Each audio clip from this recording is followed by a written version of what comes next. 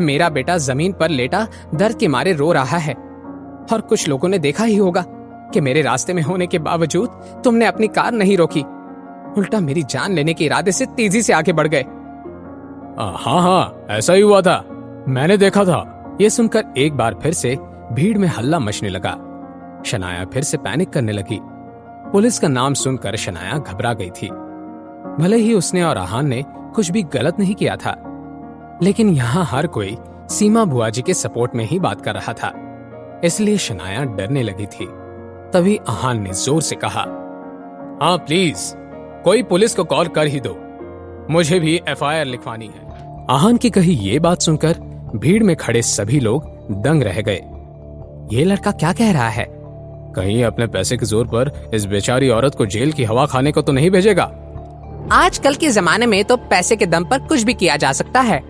लोगों में इंसानियत नाम की कोई चीज ही नहीं रही। उस औरत की वो बात सुनने के बाद सीमा बुआ जी का चेहरा देखकर सबको तरस आने लगा। सीमा बुआ जी तो खुद हैरान थी। कुछ न कुछ गड़बड़ तो जरूर है, वरना ये लड़का इतना बेवकूफ नहीं लगता कि कुछ सोचे समझे बिना ही हवा में तीर चलाए। भीड़ में तरह तरह के अंदाज लगाना अभी भी खत्म नहीं हुआ था। सुनो लड़के, अब बात साफ साफ कहो, ये चोरी करके सीना चोरी करना सही नहीं है। तुम भी एफआईआर लिखवाना चाहते हो, इसका क्या मतलब है? मैं अपनी बात एक ही बार कहूंगा।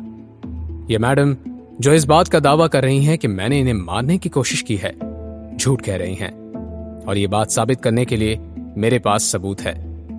मेरी कार में रिकॉर्डर है और ऑडियो और वीडियो के साथ सब कुछ रिकॉर्ड कर लेता है। कार रिकॉर्डर का नाम सुनकर सीमा बुआ जी के चेहरे का रंग ही बदल गया। भीड़ में से हर कोई अब सीमा बुआ जी की तरफ शक भरी नजर से देख रहा था। मैं बेगुनाह हूं, ये बात मैं साबित कर सकता हूं, और ये मैडम मुझे और मेरी बीवी को बिना वजह परेशान कर रही हैं। ना ही सिर्फ इन्होंने मेरा वक्त बर्बाद किया, पर मेरी बदनामी करने की भी कोशिश की है। इसलिए मैं इनके खिलाफ शिकायत दर्ज करना चाहता हूं। आहान ने फिर सीमा बुआ जी की तरफ अपने कदम बढ़ा दिए और उनसे सवाल करते हुए कहा, आपका कहना है कि मैंने आपसे 50,000 रुपए उधार लिए थे और मैं पैसे वापस लौटाए बिना फरार हो गया ना? अगर ये सच है तो पुलिस को बुला ही लेते हैं, वही पता कर लेंगे कि कौन किससे पैसे चुरा कर भागा है। वो क्या है ना कि अभी मुझे थोड़ा घर पर काम है, मैं अभी निकलती हूँ।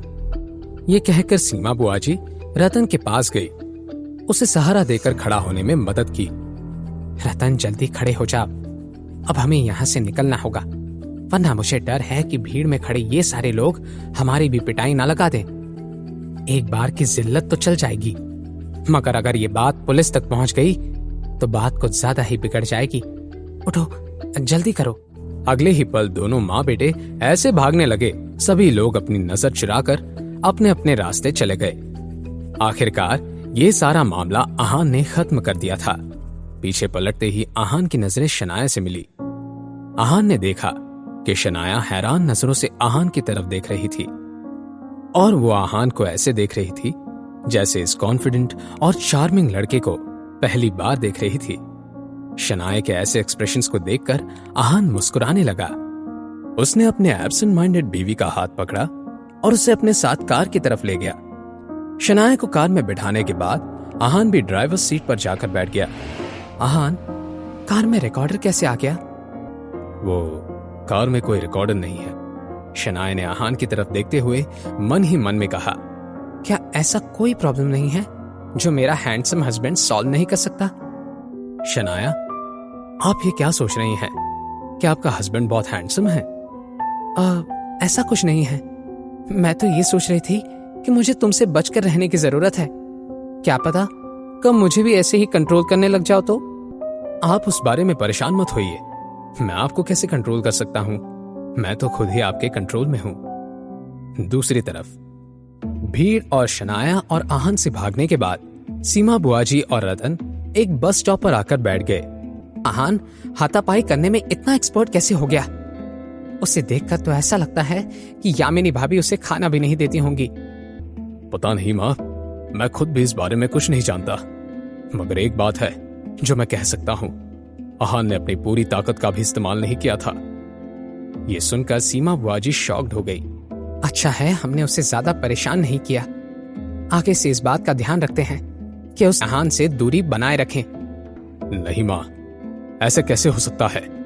अगर बाहर किसी को पता चला कि मैं पिट के आया हूं तो मेरी क्या ही इज्जत रह जाएगी। नहीं, मैंने फैसला कर लिया है। अपने दोस्तों के साथ मिलकर मैं उस आहान की हड्डी पसली एक कर दूंगा। तुमने सही कहा बेटा, तुम जब चाहे उसे मार सकते हो, लेकिन उससे पहले हमें आहान से पैसे कमाने हैं। माँ, ये सब कैसे होगा? हम अभी के अभी तुम्हारे शेखर मामा के घर पर चलते हैं। जितना मैं शेखर भैया को जानती हूँ, वो तो आहान से कुछ नहीं कहेंगे, लेकिन यामिनी भाभी, वो आहान को बिल्कुल पसंद नहीं करती। हम जाकर उनसे ही आहान की शिकायत लगाएंगे। तुम जाकर अपने चोटों के निशान दिखा दोगे तो भी भाभी को यकीन हो जाएगा और हमें कुछ पैसे भी मिल जाएंगे। क्या आहान यामिनी मामी की बात मान जाएगा? इस सवाल को सुनकर सीमा बुआ जी जोर जोर से हंसने लगे। सीमा बुआ जी ऐसे क्यों हंस रही थी, ये तो रतन को नहीं पता था, लेकिन एक बात साफ थी, सीमा बुआ जी के दिमाग में कोई नई खिचड़ी पक रही थी।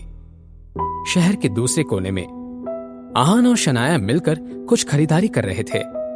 आहान ने सब्जी वाले से कहा, भैया थोड़ा जल्दी दे दीजिए, मेरी बीवी को घर जाकर जल्दी से खाना भी खिलाना है, उन्हें थोड़ी भूख लगी हुई है। आहान की नई कार को देखकर वहां आई हुई एक भाभी ने आहान से कहा, आहान, तुमने तो नई कार खरीद ली है, क्या हमें मिठाई नहीं दोगे? भाभी, मैं मिठाई तो लेकर नहीं आया हूँ, लेकिन सब्जी वाले भैया से कहकर आपको मेरी तरफ से 2 नींबू दिला सकता हूँ।